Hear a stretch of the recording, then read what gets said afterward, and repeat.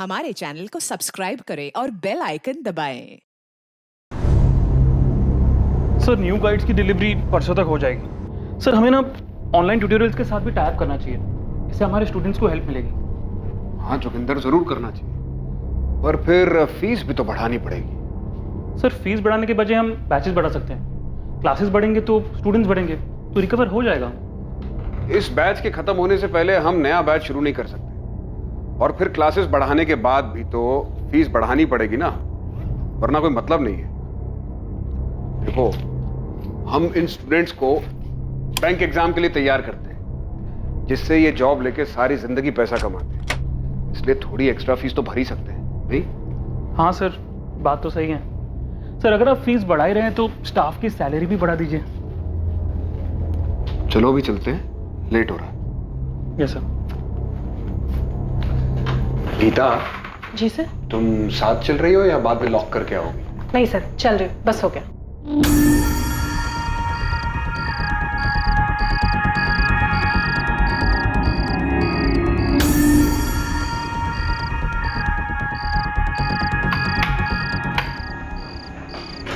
मैंने sample paper download कर लिया, बाकी कल करूंगी। उस सैम्पल पेपर के साथ अगर बैंक इंटरव्यूज हो तो वो भी मेल कर देना।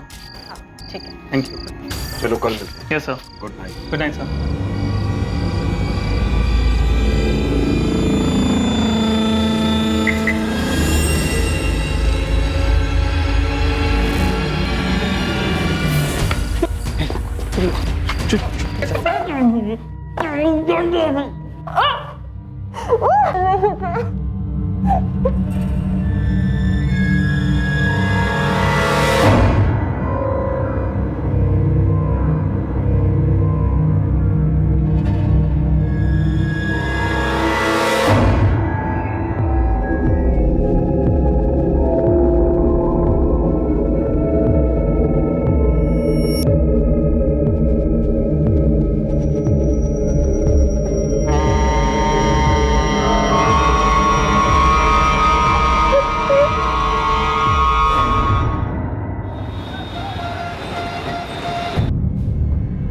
The number you have called is currently switched off. माँ, आप खाना खा लो। वैभव का फोन नहीं लग रहा है। 9:30 बज गए। अब तक तो वैभव को आ जाना चाहिए था। कहाँ रह गया होगा? पता नहीं माँ, ट्राई तो करी हूँ लेकिन फोन लग नहीं रहा। शायद जोगिंदर के साथ कहीं गए होंगे, नेटवर्क इशू होगा। 10 मिनट और इंतजार कर लेते। कहाँ हैं आप वैभव? मैं और माँ आपका खाने पर इंतजार कर रहे हैं।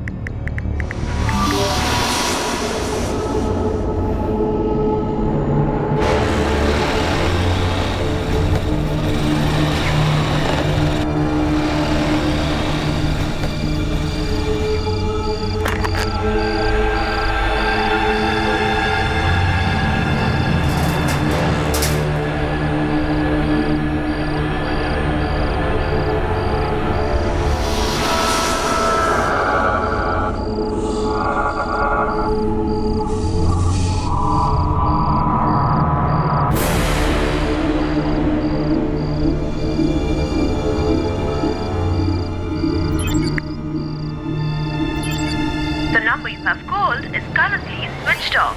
Please try again later. आरती जोशी वैभव जोशी की पत्नी, जो एवी स्टडी सेंटर का ओनर और डायरेक्टर था, उसे ढूंढते हुए स्टडी सेंटर आती है, जहां उसे अंदेशा होता है कि शायद कुछ गलत हुआ है। आरती घर वापस जाकर सेंटर के मेन गेट की डुप्लीकेट चाबी लेकर वापस आती है और दरवाजा खोलती है। स्टडी सेंटर के अंदर जिन हालात से उसका सामना होने वाला था, वो बेहद चौंकाने वाले थे।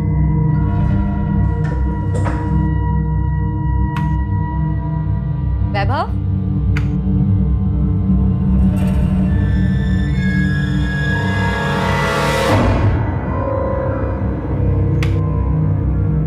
वैभव,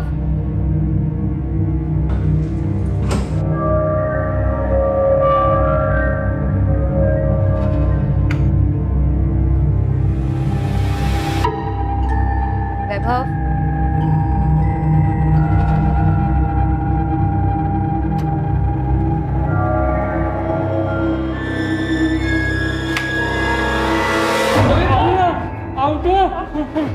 जोगिंदर,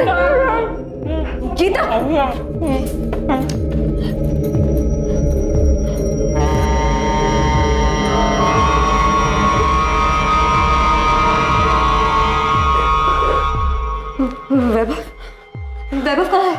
पता नहीं मैम, उन्होंने मैं बांधा और बाहर से खुंडी लगा के चले गए। क्या? आरती मैम, वो मुझे लगता है वो वैभव सर को दूसरे वाले क्लासरूम में ले गए होंगे।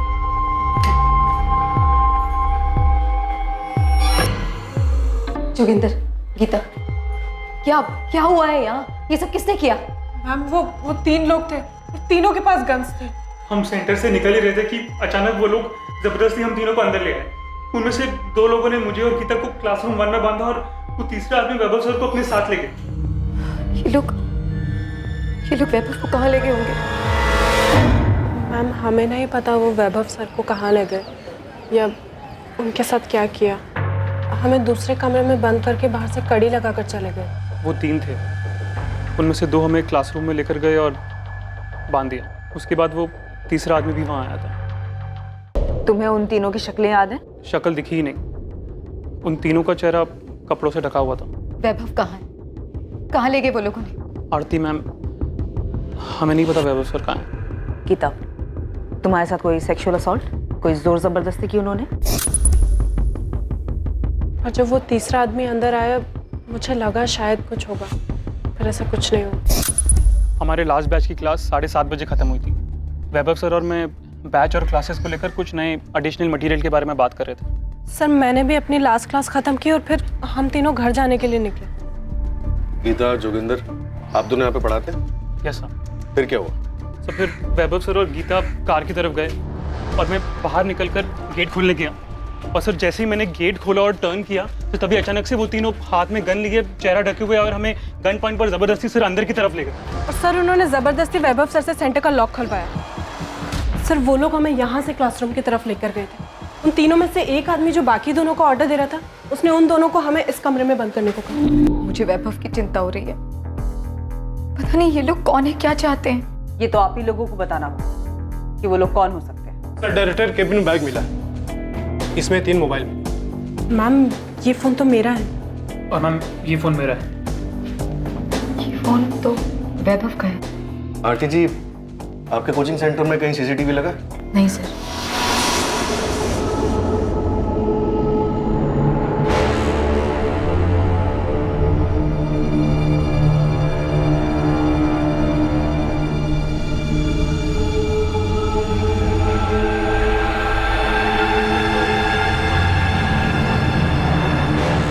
आरती बेटा, कौन है ये लोग और क्या चाहते हैं और वैभव को क्यों लेके गए हैं और कहाँ लेके गए हैं? कुछ समझ में नहीं आ रहा है माँ, यहाँ क्या हुआ है? आरती जी, हमें वैभव का एक फोटो चाहिए, हम पता लगाते हैं। सर, मैंने पूरा सेंटर देख लिया, कहीं पर भी, यहाँ तक कि डायरेक्टर्स केबिन को भी देखकर ये नहीं लग रहा है कि वो लोग चोरी या फिर लूटपाट के इरादे से आए थे। मैम लूटपाट के लिए यहाँ क्लास में कुछ है भी नहीं, और वैसे भी पैसे या कोई इंपॉर्टेंट चीज़ हम यहाँ रखते नहीं है। हिना, आसपास के एरिया और मार्केट में पता करो, कहीं सीसीटीवी है क्या? Sure sir.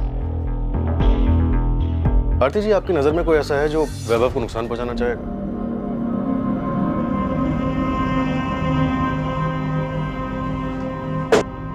आरती जी, हमने जोगिंदर और गीता से 3 बार पूछताछ की। उनके बयान से यही सामने आया है कि वो तीनों नकाबपोश आपके पति वैभव जोशी के लिए आए थे। लेकिन क्यों? वो लोग मेरे पति वैभव को ही क्यों ले गए? सर वैभव की किसी से क्या दुश्मनी हो सकती है? 5 साल से कोचिंग क्लासेस चला रहा है, पढ़ाने का काम करता है, बिल्कुल सीधी सादी जिंदगी है उसकी। पर मोहन जी, आपके जीजा वैभव जोशी की सीधी सादी जिंदगी में कुछ तो टेढ़ा हुआ होगा, जो 11 अगस्त की रात को 3 बंदूकधारी बंदूक की नोक पर उन्हें उठाकर ले गए, उनका मोबाइल पीछे छोड़ गए। इतनी प्लानिंग के पीछे कोई तो वजह होगी। सर मुझे तो कुछ नहीं पता। आरती, उन्होंने तुम्हें कुछ बताया था? नहीं भैया, मुझे उन्होंने कुछ नहीं बताया था ऐसा। और इनफैक्ट आप माँ जी से भी पूछ सकते हैं, उन्हें भी कुछ नहीं पता। और आरती जी, कुछ तो है, क्योंकि जो 3 लोग आए थे वो ऐसे नहीं आए थे, वो पूरी प्लानिंग के साथ आए थे। प्लीज आप लोग मेरे पति को ढूंढिए। मीनाक्षी जी, आपका और आरती जी का फोन सर्वेलेंस पे डाल दिया, लैंडलाइन फोन भी टैप किया जा रहा है। फिर आरती का कॉल आते ही हम उन लोगों तक पहुंचेंगे और वैभव को सही सलामत वापस लेकर आने की पूरी कोशिश करेंगे। पर वैभव को कौन किडनैप करेगा और क्यों? वैभव को कभी किसी से कोई धमकी मिली, कोई दुश्मनी या फिर कोई झगड़ा? नहीं, वैभव ने ऐसा मुझे कुछ नहीं बताया। पार्वती जी, किशोर जी, आप तो उसकी बहन और जीजा हैं, क्या वैभव ने कभी कुछ शेयर नहीं किया? हमें इस बारे में कुछ भी नहीं पता और भैया ने हमें कभी बताया भी नहीं इस बारे में कुछ। हो सकता है आरती भाभी को कुछ बताया हो।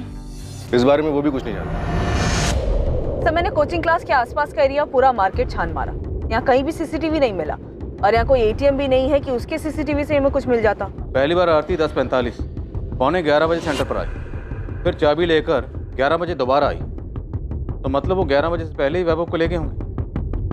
आसपास के लोगों से, दुकानदार से पता किया? सर, मैंने मार्केट के लगभग सभी दुकान वालों को वैभव की फोटो दिखाई। सबका यही कहना है कि किसी ने कोई खास ध्यान नहीं दिया। 9-10 बजे तक लगभग सभी दुकानें बंद भी हो जाती हैं। उसके बाद वो लोग वैभव को कहीं लेके गए होंगे तो ज्यादा लोग रास्ते पर रहे नहीं होंगे।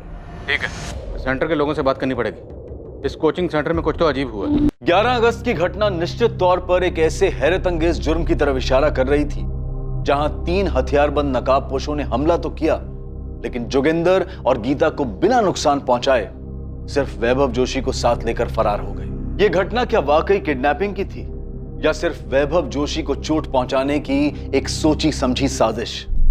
अरविंद, 5 साल पहले जब ये कोचिंग सेंटर खुला था, आप तब से यहाँ पर काम कर रहे हैं? जी।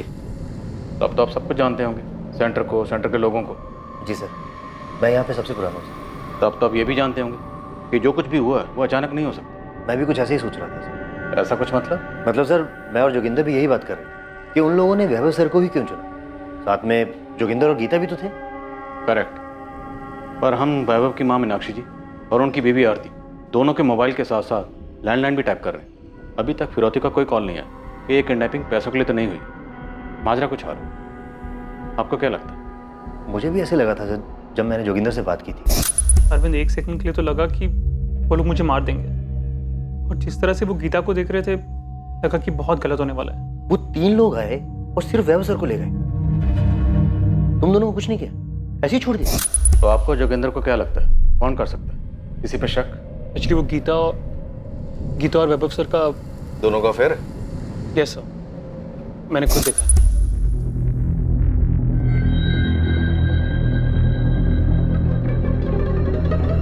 सर, एक्चुअली अरविंद को भी उनके अफेयर के बारे में पता है, इसलिए हमें ऐसे लगा कि इस तरह से 3 लोग आए और सिर्फ वैभव को उठाकर ले गए। ये सब नाटक था, फर्जी था, असली मकसद कुछ और है। तो वैभव ने किडनैपिंग का ये सारा ड्रामा अपने किसी मकसद में कामयाब होने के लिए किया, और साथ में गीता भी शामिल है। पता नहीं सर, मैं तो आपको वो बता रहा हूँ जो वैभव सर और गीता के बीच में चल रहा था। पर सर, ईमानदारी से बोलूँ तो ये बात कुछ हजम नहीं हुई कि एक को उठा के ले गए और 2 को सही सलामत छोड़ दिया।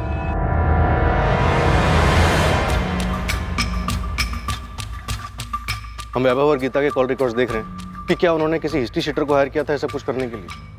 बाकी तो अपने लेवल पे पता कर। ठीक है साहब, मैं अपना नेटवर्क काम पे लगा देता हूँ। बाकी अगर ये अंदर की मिली भगत है तो मुझे लगता नहीं कि किसी हिस्ट्री शीटर को ये काम दिया होगा, बल्कि 99.9% बोल सकता हूँ कि गन भी नकली होंगी। अपनी थ्योरी लगाना बंद कर उस्मान, और जो बोला है वो पता कर कि क्या ऐसा कुछ कोई ड्रामा था, और इस ड्रामे को खेलने के लिए क्या किसी हिस्ट्री शीटर को हायर किया गया था?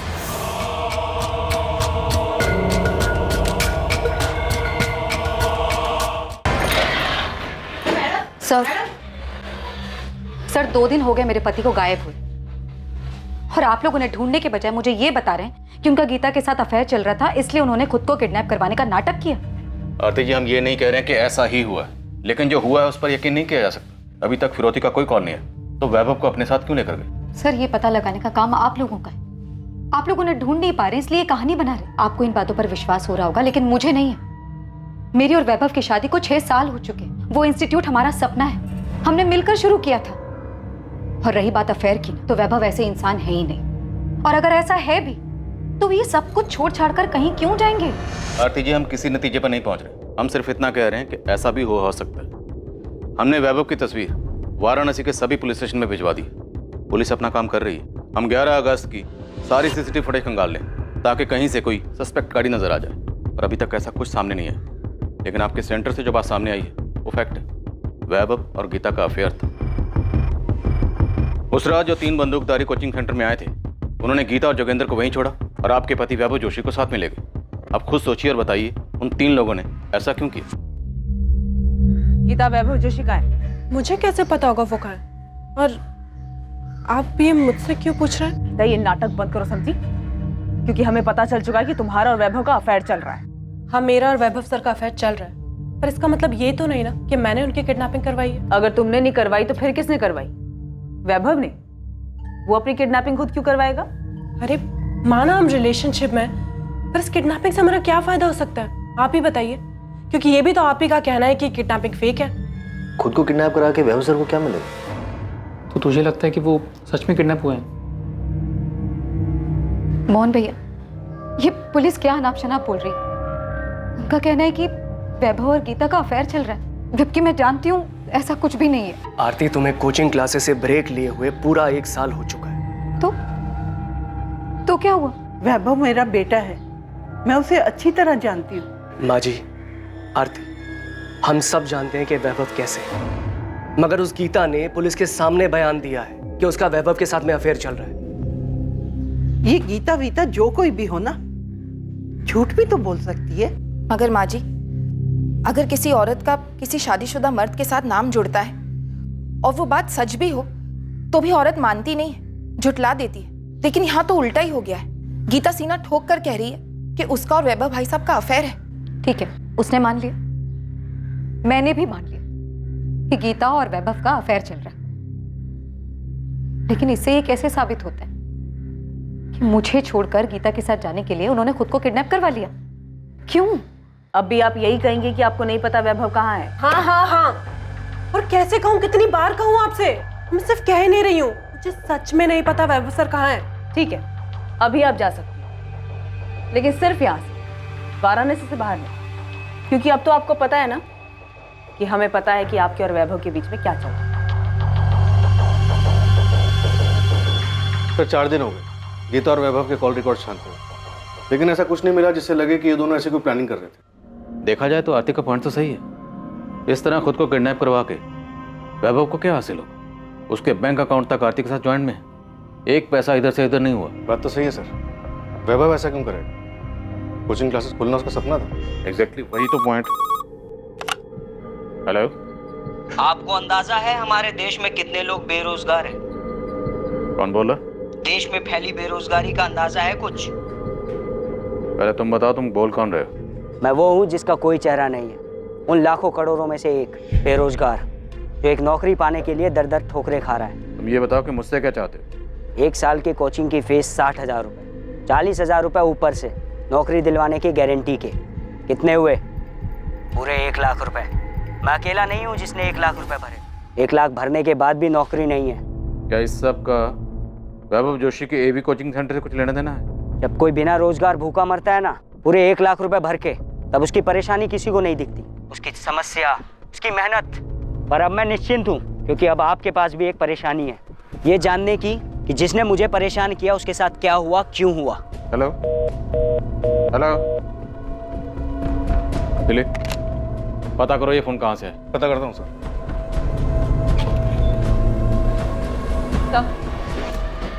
ललिता पांडे।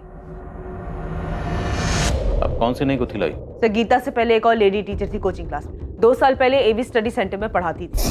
पक्का ललिता, ये महीना जाने दो, अगले महीने तुम्हारी सैलरी बढ़ाने के बारे में पक्का बात करें और देखते हैं कितनी बढ़ा सकते हैं। Thank you Vaibhav sir. मेरी कुछ समझ में नहीं आ रहा तुम क्या बोल रही हो। मैं बस ये जानना चाहती हूँ कि तुम्हारे और ललिता के बीच क्या चल रहा है। क्या चल रहा है?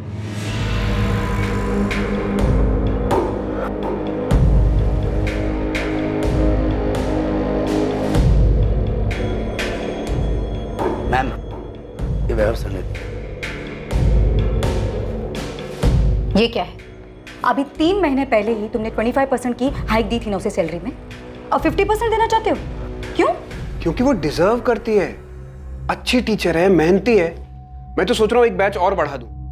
वो सुबह क्लास देने को तैयार है और हमारे पास स्टूडेंट्स भी हैं। हाँ, मॉर्निंग का बैच होगा तो तुम्हें भी जल्दी जाना पड़ेगा ना। बैच का बैच चलेगा और साइड बाय साइड तुम्हारी ऐश भी, है ना? आरती, तुम वैभव, तुम अच्छी तरह से जानते हो कि मैं एक सक्सेसफुल बैंकर रह चुकी हूँ। बिजनेस और उसकी बारीकियां ना अच्छी तरह से पकड़ लेती हूँ, और मुझे नजर आ रहा है कि मेरा बिजनेस और मेरी पर्सनल लाइफ ना दोनों कहाँ जा रहे हैं। तुम गलत सोच रही हो। मेरे और ललिता के बीच में ऐसा कुछ नहीं चल रहा। कुछ नहीं चल रहा है ना? ठीक है, तो कल जाकर ललिता से ना सामने सामने पूछ लेते हैं कि तुम दोनों के बीच क्या है और क्या नहीं। जहां एक तरफ गीता के साथ वैभव का अफेयर इस किडनैपिंग के पीछे की वजह दिखाई दे रहा था, वहीं दूसरी तरफ सामने आया एक अज्ञात फोन कॉल जिसमें नौकरी देने का झांसा देकर पैसे लेने की बात भी सामने आई। फिर अचानक ललिता नाम की महिला का खुलासा हुआ।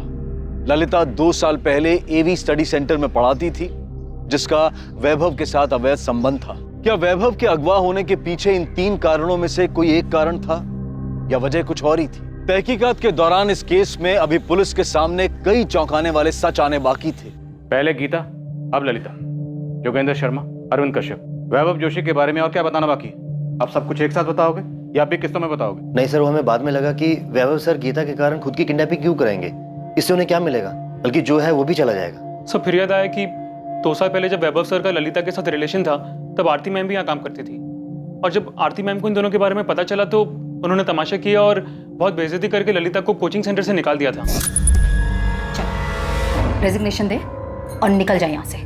दोबारा ना अपनी शक्ल मत दिखाना मुझे। आरती पहले लेकिन मेरी बात तो सुनो। लेकिन कुछ नहीं। क्या बात सुनो तेरी? हाँ, अपनी नौटंकी की दुकानदारी उठा और दफा हो जाए यहाँ से। अगर मैं जाने से मना कर दूं तो? मना करके तो देख, ऐसी हालत करूंगी ना तेरी तो सोच भी नहीं सकती। धमकी नहीं दे रही हूं, सच बोल रही हूं। मैं और वैभव पति पत्नी है। तेरी तरह हर किसी का पैसा देखकर ना मुंह नहीं मारते फिरते हम लोग। निकल जा यहाँ से, वरना तेरे बाल खींचकर घसीटते हुए तुझे धक्के मारकर निकालूंगी यहाँ से। Get out!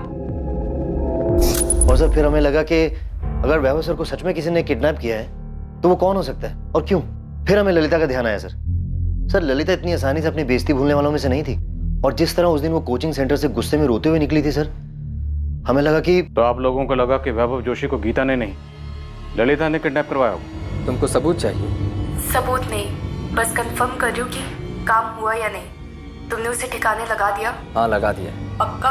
तुमने ये काम किसी और पे तो नहीं छोड़ा? नहीं, मैंने खुद किया है। तुमको हम पे भरोसा नहीं है क्या?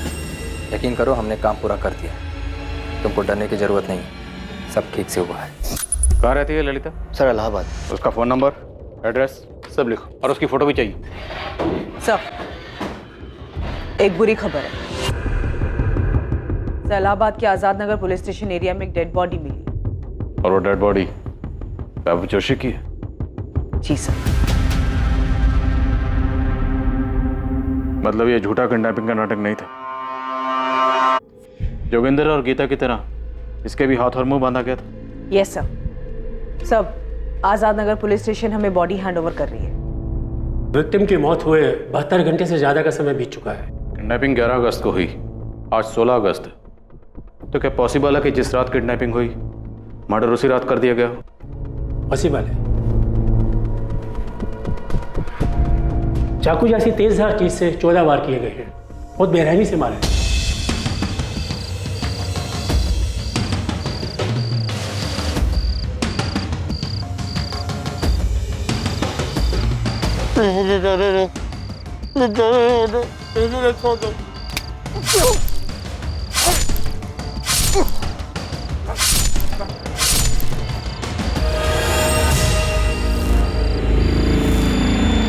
इस रस्सी और कपड़े से हाथ और मुंह बांधा गया था। जिस किडनैपिंग को हम फेक समझ रहे थे वो रियल निकली।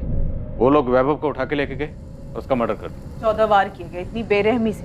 इस बेरहमी की कोई तो वजह होगी। अगर उन्होंने उसे मारना ही था तो कोचिंग सेंटर में क्यों नहीं मारा? 3 घंटे का रास्ता तय करके इस तरह इलाहाबाद क्यों लेकर गए?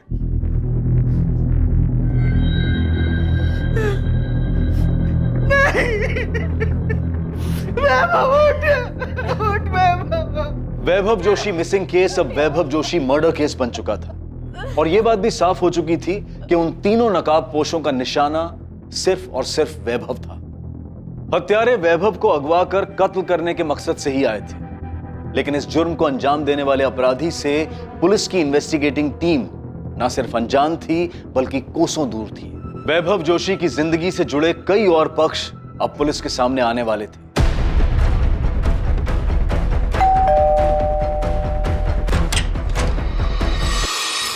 ललिता पांडे?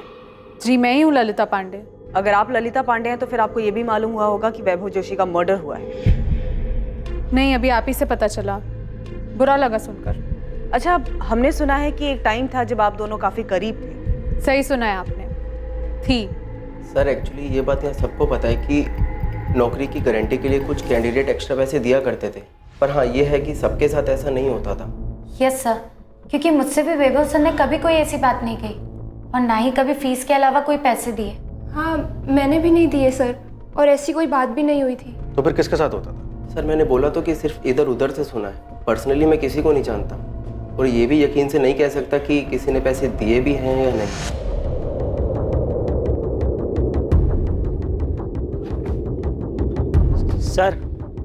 सर मुझे कुछ बताना था आपको। वो तो मैं तुम्हारी शक्ल देखते समझ गया। बोलो। सर मैंने भी जॉब गारंटी के लिए वैभव सर को पैसे दिए थे। देखो योगेश, ये लीगल तो है नहीं कि लिख के दे दूं कि नौकरी मिल जाएगी। हाँ, जबान दे सकता हूँ कि नौकरी मिल जाएगी। अब भरोसा कर सकते हो तो ठीक है, तो कोई बात नहीं। सर भरोसा है सर मैं पैसे भी दे दूंगा, पर नौकरी तो मिल जाएगी ना सर मुझे नौकरी की बहुत जरूरत है। अरे नौकरी की जरूरत किसको नहीं है, मैं तो सिर्फ 50,000 बोल रहा हूँ, लोग लाखों लिए घूम रहे हैं। अब मेरी बात ध्यान से सुनो, फीस के अलावा 50,000 देने होंगे, वो भी कैश में, और ये बात जाके बाहर किसी को बताना मत। सर मैंने उन्हें पैसे दिए थे सर, अब मेरे पैसे, मेरी नौकरी का क्या होगा सर? निखिल बता रहा था कि वैभव जोशी ने और भी स्टूडेंट से पैसे लिए थे। बता सकते हो किस किस से लिए थे? सर पैसे तो बहुत लोगों ने दिए होंगे, किस किस ने दिए ये नहीं मालूम सर, पर जिस दिन वैभव सर किडनैप हुए थे उस दिन मुझे एक पुराने स्टूडेंट मिला था मुझे इस कोचिंग सेंटर में। तुम एवी स्टडी सेंटर में हो? हाँ। नौकरी की गारंटी के लिए पैसे दिए हो? दिए हो तभी इतने परेशान दिख रहे हो इनके गायब होने से। आपको कैसे मालूम कि मैंने पैसे दिए हुए? तुम अकेले नहीं हो जिसे नौकरी का जासा डालकर ये कमीना पैसा लिया है। अरे ऐसा मत बोलो भाई, मैंने पूरे 50,000 रुपए दिए। 40 से 50 का डाला? 50,000 तो डूब गए, ना नौकरी मिलेगी और ना ही पैसा। क्या पता शायद वैभव जोशी भी कभी ना मिले। उसने कहा था कि वैभव जोशी नहीं मिलेगा। हाँ सर, कुछ ऐसा ही बोला था उसने। कौन था ये लड़का? कौन था ये तो नहीं मालूम सर, ना मैंने उसे नाम पूछा ना उसने बताया कुछ। इसी कोचिंग क्लास में आता था वो? मैंने उसे देखा तो नहीं कभी, पर कभी तो आया होगा ना सर, तभी तो उसको मालूम है कि वैभव सर नौकरी की गारंटी के लिए पैसे लेते हो। दिलीप, आज से लेकर पिछले 5 साल तक एवी कोचिंग सेंटर के जितने भी स्टूडेंट्स हैं सबकी डिटेल निकलवा। Yes sir. मैं भी एडमिन ऑफिस से डिटेल्स निकलवाता हूँ, वहाँ पता चल जाएगा कि लड़का कौन था जो योगेश से मिला था। तब तक मैं आरती से मिलता हूँ। अगर वैभव जोशी नौकरी देने के नाम पर झांसा देने वाला कोई रैकेट चला रहा था तो उसकी बीवी आरती को तो पता ही होगा। Right sir.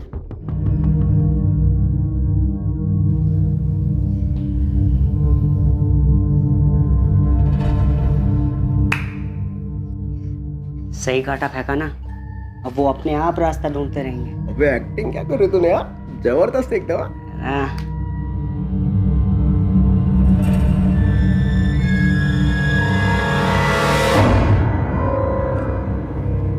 सीधा सीधा मेरा नाम आगे करना जरूरी था क्या? समझो जरा, तुम्हारी बात निकली तभी तो ललिता तक गई। लेकिन मैं ललिता नहीं हूँ, ना ही मैं चाहती हूँ जैसा उसके साथ हुआ वैसा मेरे साथ भी। मैं सबके सामने तमाशा बन गई थी, और मेरे और आरती के बीच में जो भी हुआ उसमें भी मेरा ही तमाशा बना। और सबसे बढ़कर वैभव, उसने भी हमारे रिलेशन को तमाशा बनाकर रख दिया था। वैभव ने आपके प्यार का तमाशा बनाया तो आपने बदला ले लिया, जान से मार दिया। बदला? 2 साल बाद बदला लेकर मुझे क्या मिलेगा? मैंने जो खोया है वो वापस कभी नहीं आ सकता। प्यार करती थी मैं वैभव से, शादी करना चाहती थी उससे। अगर तुम आरती को छोड़ दोगे तो उसकी सारी बदतमीजियों का जवाब मिल जाएगा उसे। निकाल बाहर करो आरती को प्लीज। वैभव, हम साथ में मिलकर अपनी एक नई कोचिंग क्लासेस शुरू कर सकते हैं। डिवोर्स दे दो आरती को। ये जगह मेरे अकेले की नहीं है, उसका भी हिस्सा है इसमें, और सिर्फ उसका ही नहीं उसके भाई का भी हिस्सा है। उसे डिवोर्स दे दूंगा तो मैं बर्बाद हो जाऊंगा। मैं उस कमीनी ललिता को ना क्लासेस से निकाल रही हूँ। अगर तुमने उसे वापस रखने के लिए कोई भी गेम खेला ना वैभव, सच में मैं भाई से बोल दूंगी कि अपने शेयर वापस ले ले।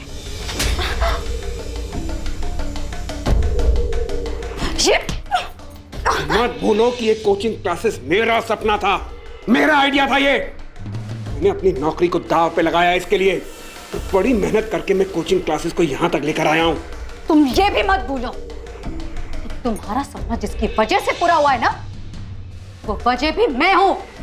मैंने भी अपनी सारी ज्वेलरी, अपनी सारी मेहनत की कमाई, सब कुछ लगा दिया इस जगह को खरीदने के लिए। ललिता को मैं निकाल रही हूँ और उसे वापस रखने के लिए अगर कोई भी चाल चली ना तुमने, तो ये जितना भी कुछ है ना सब छीन लूंगी, बर्बाद कर दूंगी तुम्हें। तुम तो बहुत ही घटिया आदमी निकले, कायर किस्म के। प्यार नाम की कोई चीज नहीं है तुम्हें। प्यार तो क्या, तुम्हारे अंदर विल पावर तक नहीं है कि तुम अपने भरोसे, अपने दम पर मेरे साथ अपनी एक नई कोचिंग क्लासेस खड़ी कर सको। तुम्हें जो समझना है समझो, लेकिन अच्छा यही है कि तुम चली जाओ यहां से। मैंने इतनी मेहनत के साथ ये सब कुछ खड़ा किया है, मैं इसे खो नहीं सकता, नहीं छोड़ सकता इसे। तब सच में मेरा मन किया कि मैं मार दूं, उसे भी और उस आरती को। वैभव तो मर चुका है, अब किसकी बारी है? आरती की। तब तो आप आरती के बारे में भी इतनी छानबीन करेंगे ना जितनी मेरे बारे में की है। ललिता, हमें आदत है लोगों को एक दूसरे पे इल्जाम लगाते देखने सुनने की। इल्जाम नहीं लगा रही हूँ, सीरियसली पूछ रही हूँ। आपको क्या लगता है आरती अपने पति का मर्डर नहीं करवा सकती?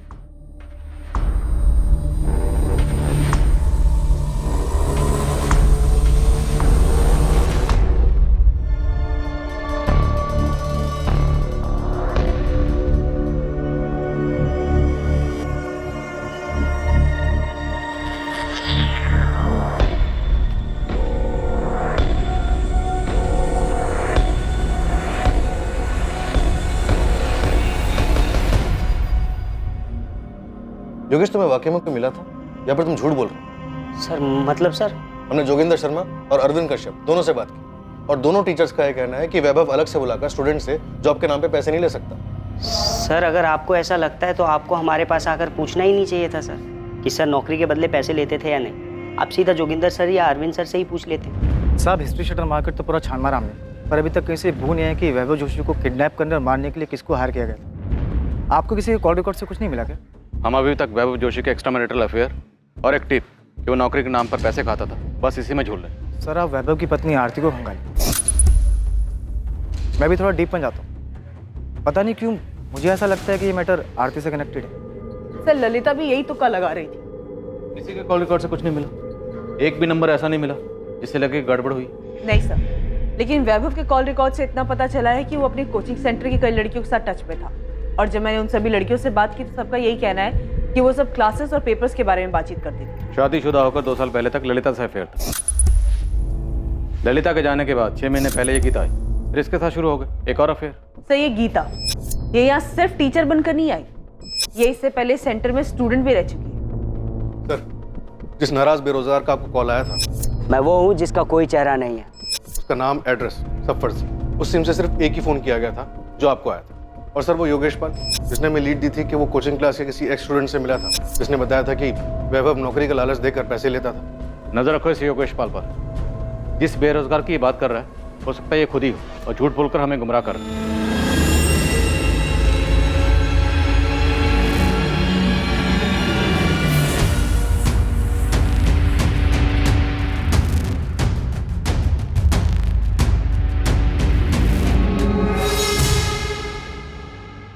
तो आप ये कहना चाहती हैं कि आरती ने खुद मेरे बेटे अपने पति को मार डाला? देखिए अभी तक ऐसा कुछ सामने तो नहीं आया है कि किसने किया है, आपकी बहू आरती ने या किसी और ने। क्या लगता है आपको, आपकी बहू आरती ऐसा कुछ कर सकती है? किशोर, वैभव आपका काफी अच्छा दोस्त था। जी सर, हम दोनों एक दूसरे के बहुत करीब थे, 10 साल कम दोस्त ज्यादा थे। पार्वती जी, आपको क्या लगता है कौन मार सकता है वैभव? क्योंकि हमें अभी तक कोई भी खास सुराग नहीं मिला कि आरती का हाथ हो सकता है वैभव को मरवाने में। हाँ सर, मुझे पता था वैभव स्टूडेंट्स को चीट कर रहे थे, जॉब का प्रॉमिस करके उनसे कैश लेते थे। ऐसे एक नाराज स्टूडेंट का फोन आया था मुझे। कोई भी नाराज होगा, और ये सब तब शुरू हुआ था जब मैंने अर्थराइटिस की वजह से क्लासेस से ब्रेक लिया था, और उस 1 साल में वैभव बहुत बदल गए थे। वो सिर्फ बेईमान ही नहीं हुए थे, बल्कि काम को लेकर अपने सारे एथिक्स, रिस्पॉन्सिबिलिटीज सब भूल गए थे। हमारी शादी को 1 ही साल हुआ था, तो हमने सोचा कि मिलकर क्लासेस स्टार्ट करेंगे, उसे एक अच्छा इंस्टीट्यूट बनाएंगे। उसके लिए हमने मेहनत की सारी कमाई, सारी सेविंग सब लगा दी, लेकिन वैभव ने सब बर्बाद कर दिया। वैभव का मर्डर आपने किया? क्या? ये आप क्या कह रहे? मैं उनका मर्डर क्यों करूंगी? मैं जानती हूँ कि वो बेईमान हो गए थे, गलत चीजों में पड़ गए थे, अफेयर शुरू हो गए थे उनके, वो स्टूडेंट्स को चीट कर रहे थे, लेकिन फिर भी उनका मर्डर करके मुझे क्या मिलेगा? ये आपके कॉल रिकॉर्ड्स हैं। इन कॉल रिकॉर्ड्स के मुताबिक आपके और आपके भाई मोहन के बीच में अचानक से बहुत ज्यादा बातें होने लगी, जो कि पहले नहीं होती थी। सर, मेरे भैया कोचिंग क्लासेस में शेयर होल्डर हैं और क्लास शुरू करने के लिए ना अच्छे खासे पैसों की जरूरत होती है, तो बस उन्होंने शुरू में एज साइलेंट पार्टनर हमारे साथ इन्वेस्ट किया। आरती जी, या तो आप मेरा सवाल समझी नहीं या फिर शायद समझना चाहती नहीं। मेरा सवाल यह है कि आप दोनों भाई बहन के बीच में अचानक से इतनी ज्यादा बातें क्यों होने लगी? सर, मोहन मेरे भाई है, मैं उनसे कभी भी बात कर सकती हूँ, और आर्थराइटिस की वजह से जो मैंने ब्रेक लिया था क्लास में, तो एडमिनिस्ट्रेटिव मैटर्स में मुझे उनकी हेल्प लगती थी। अच्छा, ये बताइए कि अगर वैभव नहीं रहते तो कोचिंग सेंटर पर पूरा मालिकाना हक आपका और आपके भाई, आप दोनों का ही होगा ना?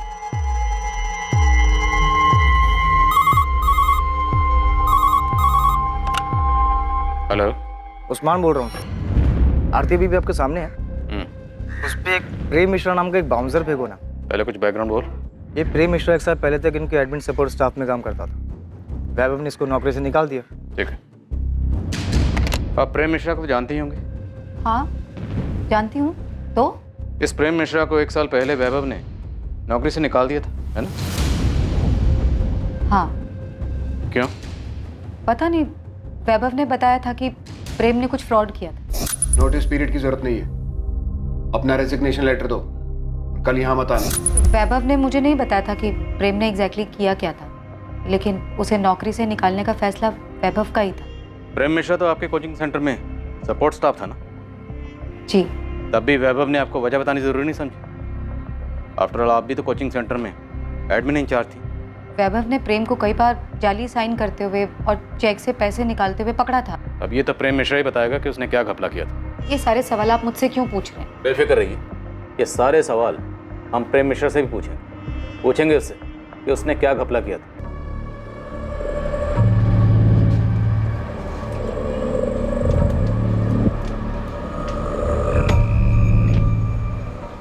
सर, मेरी टीम योगेश पाल पे नजर रख रही थी। योगेश पाल ही हमें प्रेम मिश्रा तक लेके गए।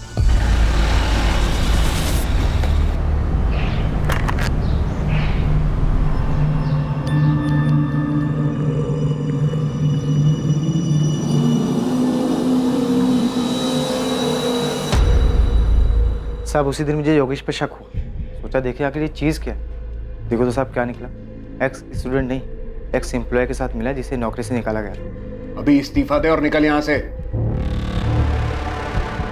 ये प्रेम मिश्रा हमारे सामने नहीं आया था। अब ये बताओ कि तुमने इस प्रेम मिश्रा का बाउंसर आरती के सामने फेंकने के लिए क्यों कहा था? ऐसे रिएक्शन देखने के लिए, क्योंकि मुझे योगेश की कहानी में 100% झोल देखते हैं। सर, हो सकता है जॉब के नाम पर पैसे लेने वाली कहानी पूरी तरह झूठी हो, जो हमें गुमराह करने के लिए सुनाई गई हो। पॉसिबल है, क्योंकि इस प्रेम मिश्रा का नाम सुन के आरती घबरा गई थी, और प्रेम मिश्रा को नौकरी से निकालने वाली जो उसने कहानी सुनाई उसमें दम नहीं लगती।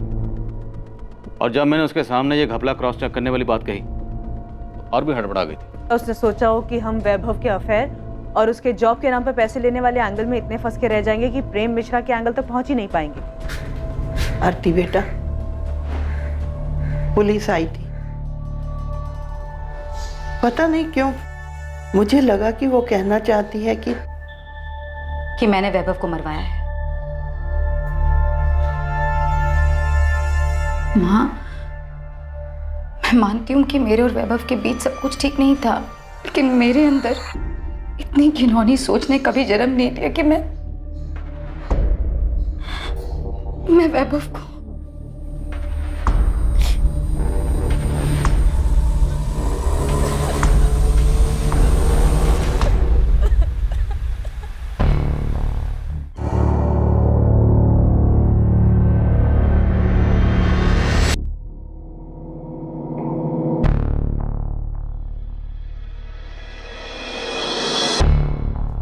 मैडम ने आप लोग को बुलाया है।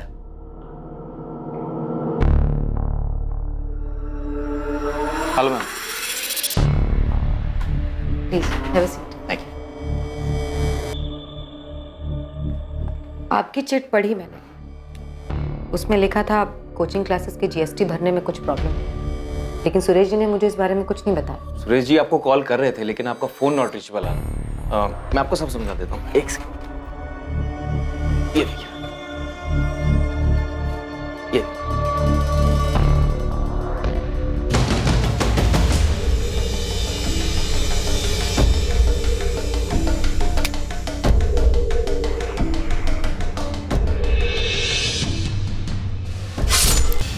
कहाँ?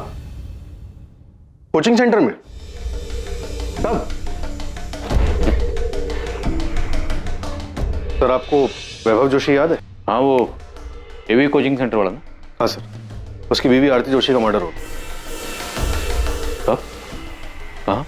सर कोचिंग क्लासेस, उसके खुद के केबिन में। सर वीना क्राइम स्पॉट पर पहुंच रही है। ये आरती बेल पर बाहर थी? Yes sir. आप मुझ पर ये इल्जाम नहीं लगा सकते। हाँ, मैं मानती हूँ प्रेम के साथ मेरा अफेयर था, लेकिन ये अफेयर मैंने वैभव से बदला लेने के लिए किया था। आरती जोशी, बहुत हो गया, बहुत घुमा लिया, अब खेल खत्म। हमें पता है कि आपने प्रेम मिश्रा के साथ मिलकर ये सारी प्लानिंग की। मैंने कोई प्लानिंग नहीं की, किसी को नहीं मारा है। मिलिए, आ गए आपके प्रेम। तो प्रेम मिश्रा जी, प्रेम से बोलेंगे या थोड़ा कष्ट का मिश्रण करें? सर, वैभव को मारने का प्लान आरती का ही था। ये झूठ बोल रहा है। सर मैं झूठ नहीं बोल रहा। आरती, आरती सब खत्म हो चुका है, तुम भी सच मान लो। नहीं, ये सच नहीं है, ये झूठ बोल रहा है। इसने मारा है वैभव को और अब इल्जाम मुझ पर लगा रहा है। मेरा इसमें कोई हाथ नहीं। आरती जोशी, इस तरह चीखने चिल्लाने से आप गुनहगार से बेगुनाह नहीं बन जाएंगे। और आरती, वैभव के मर्डर में तुम्हारा मोटिव और हाथ दोनों क्लियर है। क्या सच में आरती वैभव के मर्डर की मास्टरमाइंड थी? हम गलत तो नहीं थे? आरती, सर किसने मारा मेरी बहन को? वैभव जोशी के कत्ल के 2 साल बाद 2019 में उसकी पत्नी आरती जोशी का भी कत्ल हो गया। किसने मारा आरती को और क्यों? वैभव मर्डर केस में पुलिस को यकीन था कि आरती प्रेम के साथ मिली हुई थी और दोनों ने मिलकर ही वैभव की किडनैपिंग और उसके कत्ल को अंजाम दिया था।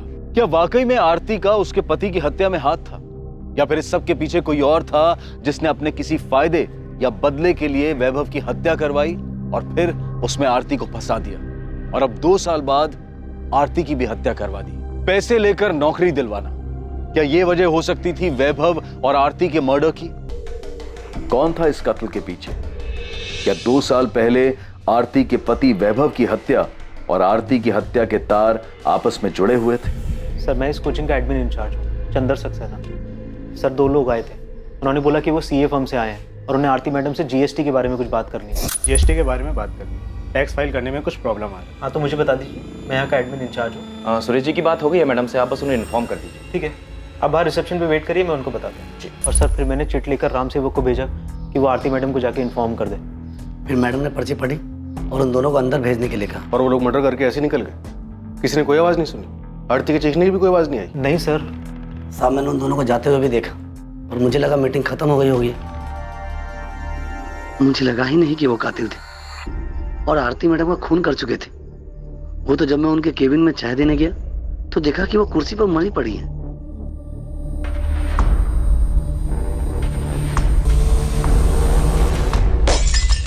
तुमने नहीं भेजा, पर तुम्हारी आरती से बात हुई थी ना कि जीएसटी को लेकर कुछ क्या? कोई बात नहीं हुई। सर मैंने आपसे कहा था ना, मेरे सीए ने किसी को नहीं भेजा। मेरी भी अपनी सीए सुरेश पुजारी से बात हुई, ना तो उसने आरती से कोई बात की थी ना उसने किसी को भेजा। तो कौन हो सकता है जो सीए के ऑफिस का बहाना करके आरती से मिलने आया और उसे मारकर चला गया? मुझे कैसे पता होगा सर? मेरी बहन को कोई मार के चला गया, मेरे लिए यही मानना मुश्किल हो रहा है अभी। तो आरती 6 महीने पहले ही सेंट्रल जेल से बेल पे बाहर हुई और अब इसका मर्डर हो गया। सर शायद वैभव जोशी मर्डर केस की फाइल हमें वापस खोलनी चाहिए। ये प्रेम मिश्रा अभी भी जेल में ही है ना? यस सर, उसने बेल के लिए अप्लाई किया था पर कोर्ट ने रिजेक्ट कर दिया। वो अभी भी सजा काट रहा है। अरे मिश्रा, वो तेरी जोड़ीदार आरती जोशी, मर्डर हो गया उसका।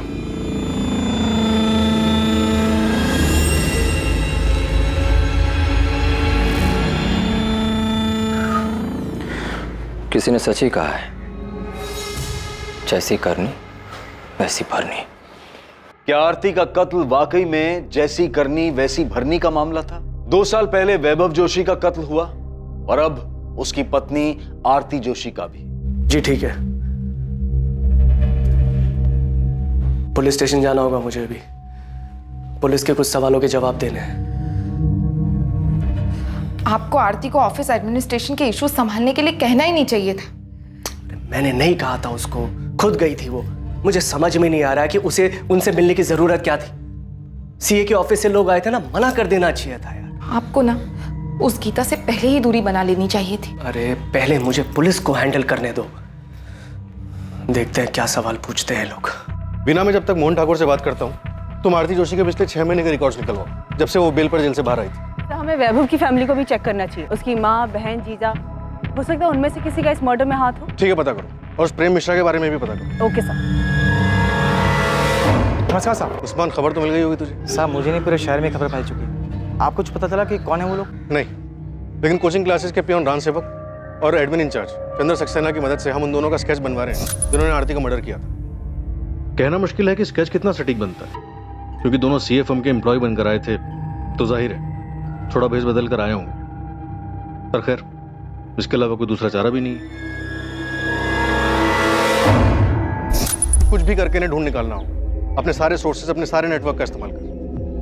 हमेशा कहा कि वैभव के मर्डर में हम आरती को लेकर गलत थे। एक बार इसका छाप में आना दो साहब, मैं फौरन अपना नेटवर्क काम पे लगा दूंगा। आखिर ये दोनों बच के जाएंगे कहाँ?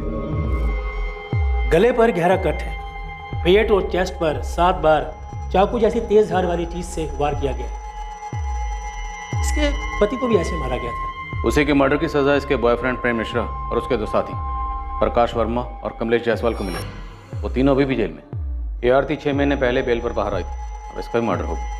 डॉक्टर, क्या वैभव मर्डर केस में हम गलत थे? तो पता नहीं, अगर गलत हुए हैं तो जिसने भी वैभव का मर्डर किया था वो शायद इसके बेल पर बाहर आने का इंतजार कर रहा था। ऐसे ही मौका मिला उसने इसे भी मार दिया। शायद कोई ऐसा शख्स जिसे इन दोनों की मौत से ज्यादा फायदा होने वाला था। दिलीप, हमें आरती के खिलाफ ठोस सबूत जुटाने होंगे। हम प्रेम मिश्रा और उसके साथियों के बयान पर भरोसा नहीं कर सकते, क्योंकि आरती कोर्ट में यही कहेगी वो बेकसूर है। ऐसे में उसे सजा दिलवाना मुश्किल होगा। 2 साल पहले यानी कि 2017 में पुलिस को एक ब्रेक थ्रू मिला था, जब उन्हें अपने खबरी से यह खबर मिली कि एवी स्टडी सेंटर का एक स्टूडेंट योगेश पाल प्रेम मिश्रा के संपर्क में है। वो प्रेम मिश्रा जो कभी स्टडी सेंटर में काम करता था, आरती जोशी का एडमिनिस्ट्रेटिव डिपार्टमेंट में सहायक था और आरती के साथ उसका अफेयर भी था। ये सारी जानकारी पुलिस के लिए वैभव मर्डर केस में बहुत महत्वपूर्ण साबित होने वाली थी। उस केस में, जिस केस में पुलिस के पास अब तक कोई क्लू नहीं था, कोई सही अंदाजा नहीं था कि वैभव जोशी का मर्डर किसने और क्यों किया। इस केस में पहली सफलता पुलिस को योगेश पाल से मिली जब उसे उठाया गया। बहुत घुमा लिया तूने हमें योगेश पाल। हमें पता है तू किसी एक्स स्टूडेंट से नहीं मिला था। सर मैं सच बोल रहा हूँ सर। तबे सच तो तू तब बोलेगा जब हमारा डंडा चलेगा। 50,000 डंडे गिन के मारना इसे। पहचानता है ना इसे? प्रेम मिश्रा। चल बोल, क्या सेटिंग थी तेरी इसके साथ? इतना तो हमें पता है कि नौकरी के नाम पर पैसे खाने वाली कोई बात नहीं थी। सर हमें पैसे मिले थे, 1 लाख मुझे और 1 लाख निखिल को।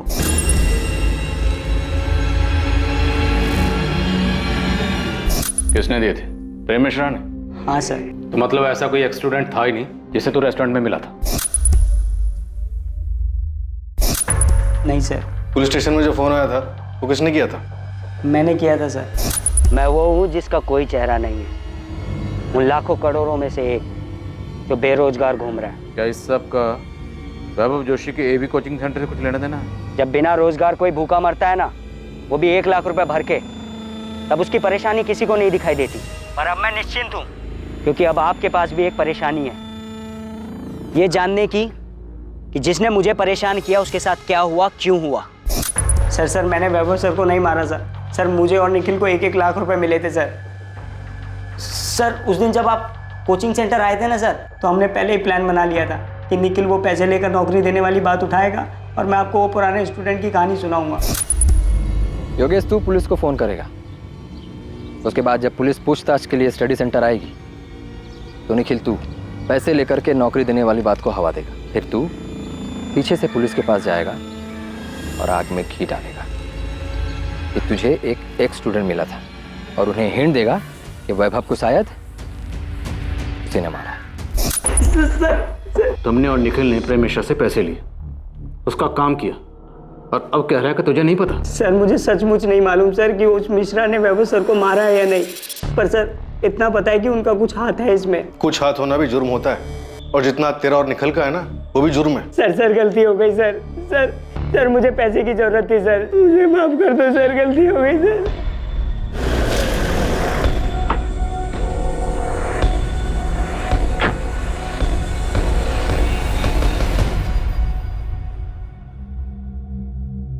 प्रेम मिश्रा। जी। योगेश पाल और निखिल कनौजिया हमारी कस्टडी में है। तुझे याद करके बहुत रो रहे हैं। चल। आरती, तुम्हें क्या लगा था कि हम कभी इस एंगल में जाएंगे ही नहीं, कि एक पत्नी अपने ही पति की किडनैपिंग और मर्डर की प्लानिंग कर सकती है? ये सब झूठ है, मैंने ऐसा कुछ नहीं किया। मैंने अपने आज तक के पुलिस के करियर में किसी भी मुजरिम को नहीं देखा कि अब एक बार में अपना जुर्म कबूल कर ले। सर वैभव को मारने का प्लान आरती का था। ये झूठ बोल रहा है। आरती सब खत्म हो चुका है, तुम भी सच मान लो। नहीं, ये सच नहीं है। इसने मारा है वैभव को, और अब सारा झूठा इल्जाम मुझ पर लगा रहा है। मैंने कोई प्लानिंग, मैंने किसी को नहीं मारा है। आप लोग सब लोग मिलकर मुझे फंसाने की कोशिश कर रहे हैं। हाँ, ये झूठी कहानी बना रहे हैं आप लोग।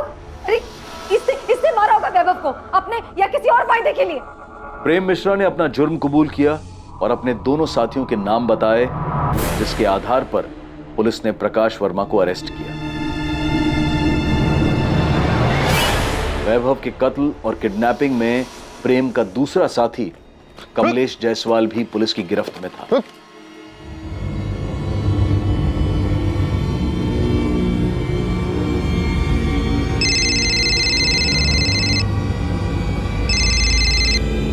हेलो। अभी तक पहुंचे क्यों नहीं? वैभव स्टडी सेंटर से निकलने वाला होगा। हाँ बस पहुंच रहे हैं, पास में ही है। याद रखना, सिर्फ वैभव को उठाना है, उसे ही मारना है। हमको अच्छे से पता है क्या करना है, तुम टेंशन मत लो, सब ठीक से हो जाएगा। झूठ बोल रहा है ये। हाँ, हमारा अफेयर चल रहा था, मैंने इसे उस रात कॉल भी किया था, लेकिन वो कॉल किसी किडनैपिंग या मर्डर प्लान के लिए नहीं था। सर ये झूठ बोल रही है, ये सारा प्लान इसी का था। यही मेरे पीछे पड़ी थी कि वैभव को मार देते हैं। किडनैपिंग से लेके मर्डर का पूरा प्लान इसी ने बनाया था।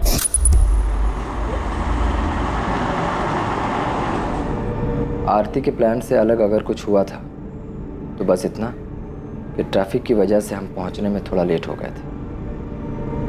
जब हम पहुंचे तो वैभव गीता और जोगिंदर के साथ बाहर निकल रहा था। आरती के प्लान के मुताबिक हुआ ही था।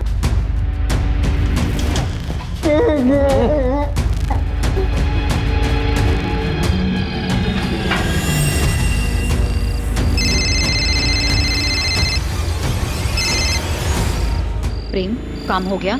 हाँ हो गया, हम वैभव को लेकर के जा रहे हैं, तुम अपना नाटक शुरू कर दो। जैसा बोला है ना वही करना, कोई गलती मत कर देना। अरे हाँ मेरी जान, तुम टेंशन मत लो, सब वैसे ही होगा।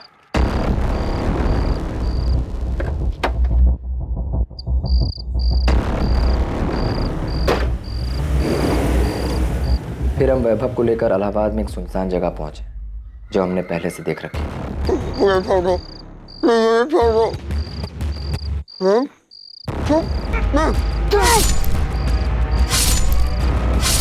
अरे आप इसकी बात सुनी क्यों रहे हैं?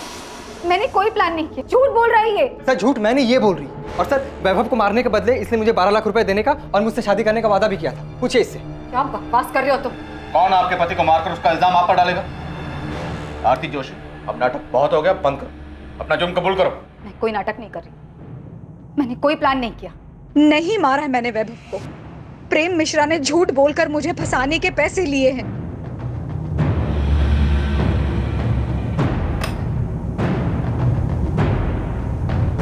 जी, ये मीनाक्षी जोशी जी से मिलना था हमें। उनका फोन नॉट रीचेबल आ रहा और घर पे भी ताला लगा है। मीनाक्षी जी तो ये कोठी 8 महीने पहले ही बेचकर चली गई हैं। अब उनके बेटे के साथ जो हुआ उसके बाद तो वो काफी टूट चुकी थी। यहाँ से कहाँ गई है वो? सुना है शायद अब वो वृद्धाश्रम में रह रही है। अब बेचारी करती भी तो क्या, अब उनका देखभाल करने वाला भी तो कोई नहीं बचा। आप बता सकती हैं कौन से वृद्धाश्रम में है वो? नाम तो नहीं पता, पर 80 घाट के आसपास ही है कहीं। अब आप उनकी बेटी पार्वती से पूछिएगा, शायद उसे पता होगा। अगर अब भी अपनी माँ की परवाह करती होगी तो। और कितना करेंगे? जितना कर सकते थे किया। बाकी हमारी भी तो जिंदगी है, घर है, गृहस्थी है।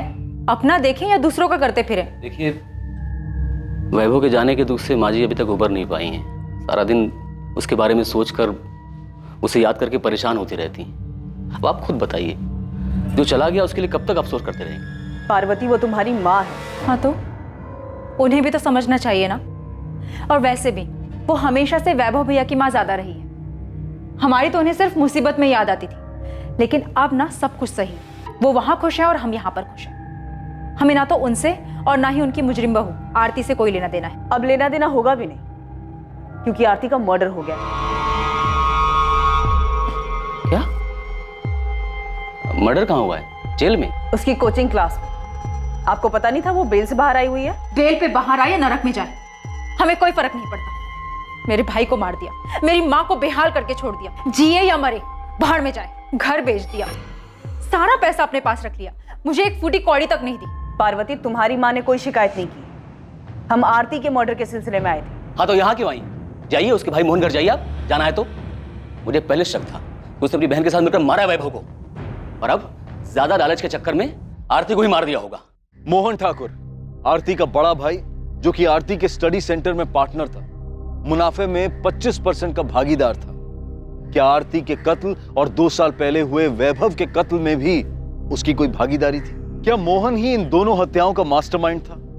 मोहन, जिस पर 2 साल पहले भी पुलिस का ध्यान गया था, पर तब पुलिस उसकी तह तक नहीं गई थी। सर, मैंने अपने सीए से फिर से बात की थी। उसने मुझे बताया कि जीएसटी फाइल करने में कभी कोई प्रॉब्लम थी ही नहीं। मोहन, अब आरती तो रही नहीं, और उसका और वैभव का कोई बच्चा भी नहीं, तो कोचिंग क्लास अब किसकी हुई? सर, मैं समझ रहा हूँ आप क्या कहना चाहते हैं, मगर आपको एक बात बता दूं कि जब आरती जेल में थी तो उसे बाहर निकालने के लिए मैंने अपना दिन रात एक कर दिया था सर। हाँ पता है, 11 लाख का बॉन्ड साइन किया था आरती के लिए। सर, सिर्फ उतना ही नहीं, बेल पर बाहर निकलने के बाद आरती हमारे साथ ही रही थी। उसके पास जाने के लिए कोई जगह नहीं थी। जाहिर सी बात है, वैभव की माँ तो उसे अपने साथ रखती नहीं, और हमने सुना है कि वैसे भी मीना। सही सुना तुमने, उन्होंने अपना घर बेच दिया और अब वृद्धाश्रम में रहती है। तो ऐसी हालत में मैंने ही उसे सहारा दिया था सर। वो अपनी जिंदगी एक नए सिरे से शुरू करना चाहती थी, मैंने पूरा सपोर्ट दिया उसे। तुम्हें पता है उसकी जमानत कभी भी खत्म हो सकती थी। तो मैं दोबारा बेल करवाता। सर, वैभव के साथ शादी के बाद वो वैसी बहुत भुगत चुकी थी। अब आरती के मर्डर के बाद तो उसकी जमानत का मामला भी खत्म हो गया। तो पता लगाइए ना किसने मारा है आरती को, कि आरती के मर्डर में प्रेम मिश्रा का हाथ हो, या फिर वैभव की फैमिली ने बदला लेने के लिए आरती का मर्डर करवाया है। तुम्हें लगता है कि वैभव जोशी का मर्डर आरती ने करवाया था? सर, मुझे यकीन नहीं था। मैं बार बार आपसे कह रहा था कि आरती ऐसा नहीं कर सकती, और मैं क्या, आरती ने भी आपसे चीख चीख कर यही कहा था कि उसने अपने पति को नहीं मारा है। पहले आप ही लोगों ने कोर्ट में साबित किया कि आरती ने ही अपने पति को मारा है, फिर आप ही ने उसे सजा दिलवाई, और अब आप मुझसे पूछ रहे हैं कि आरती ने सही में अपने पति को मारा था। हम भी ये मानते हैं कि शायद उस केस में हमसे चूक हुई थी। कोई तो ऐसा एंगल था जिसकी तह तक हमें जाना चाहिए था। मोहन, मैंने कुछ लोगों को पड़ोसी से पूछताछ करते हुए देखा। सुषमा, आरती हमारे साथ में रहती, जाहिर सी बात है ये लोग पूछताछ करेंगे। मुझे बहुत डर लग रहा है। डर को अंदर रखो, चेहरे पे मत लेकर आना। वैसे ही इन लोगों को मुझ पे शक हो गया है। मैं नहीं चाहता कि तुम्हारी वजह से कोई मुसीबत खड़ी। अभी वो पुलिस वाला मुझसे यही पूछ रहा था कि मुझे यकीन है कि आरती ने ही वैभव को मारा है। क्या? इसीलिए बोल रहा हूँ शांत रहो। हो सकता है ये लोग तुम्हें भी सवाल जवाब के लिए बुलाएंगे, मगर बिल्कुल आराम से शांति से जवाब देना, समझ आया? तुमने कहा था कि वैभव का मर्डर आरती का प्लान था, जिसका अब खुद का मर्डर हो चुका है, पर तुम अभी सजा काट रहे हो। तुम्हें नहीं लगता कि अब तुम्हें सच बता देना चाहिए? सच मतलब पूरा सच। तुमने जानबूझ के आरती को वैभव मर्डर केस में फंसाया था। सजा होने के बाद आप ये सवाल पूछ रहे हैं? हाँ, क्योंकि आरती ने कभी नहीं माना कि उसने वैभव की किडनैपिंग या मर्डर प्लान की थी। उसने आखिर तक कोर्ट में भी यही कहा। मिसेज आरती जोशी, आप पर आपके पति वैभव जोशी को अगवा करने और उनका कत्ल करने और साजिश करने का इल्जाम है। आप ये इल्जाम कबूल करती हैं? सर, मैंने कुछ नहीं किया है, मुझे फंसाया जा रहा है। मेरे पति की किडनैपिंग और मर्डर में मेरा कोई हाथ नहीं है। तुम्हारे कबूल करने के बाद भी आरती ने हमेशा हमारे सामने और कोर्ट में यही कहा कि वो बेकसूर थी। वो बहुत शातिर औरत थी, आखिर तक अपना गेम खेलती रही। वो चाहती थी कि सारा इल्जाम मैं अपने सर ले लूं। शातिर वो थी या तुम? प्रेम चाहे जो कहे, आप लोग चाहे जो माने, लेकिन मैं जानती हूँ कि मैं निर्दोष हूँ। मैंने मेरे पति को नहीं मारा। जिस रात वैभव किडनैप हुआ, आपके और प्रेम मिश्रा के बीच में क्या क्या बातें हुई हम जानते हैं। और सिर्फ वही नहीं, मर्डर के बाद तुम दोनों के बीच में क्या बातें हुई थी ये भी जानते हैं। तुमको सबूत चाहिए? सबूत नहीं, बस कंफर्म कर रही हूँ कि काम हुआ या नहीं। तुमने उसे ठिकाने लगा दिया ना? हाँ लगा दिया है। पक्का? कहीं ये काम तुमने किसी और पर तो नहीं छोड़ दिया? नहीं, मैंने खुद किया है। तुमको हम पे भरोसा नहीं है क्या? यकीन करो, हमने काम पूरा कर दिया है। यही वो नंबर है ना जो आप लोगों ने प्रेम मिश्रा के नाम पर लिया था? इसी नंबर पर आपने प्रेम मिश्रा के साथ मिलकर वैभव को मारने की प्लानिंग की थी, है ना? सिर्फ कॉल रिकॉर्ड्स ही नहीं, हमारे पास तुम दोनों के फोन लोकेशन भी है जहां जहां पे तुम दोनों साथ में थे। सर, मैं पहले भी बता चुकी हूँ, वैभव से बदला लेने के लिए मैंने ये अफेयर शुरू किया था, क्योंकि वैभव हर दूसरी औरत पर लट्टू हो जाते थे। हमारी शादी को मजाक बना के रखा था उन्होंने अफेयर्स किया तो मैंने भी अफेयर कर लिया।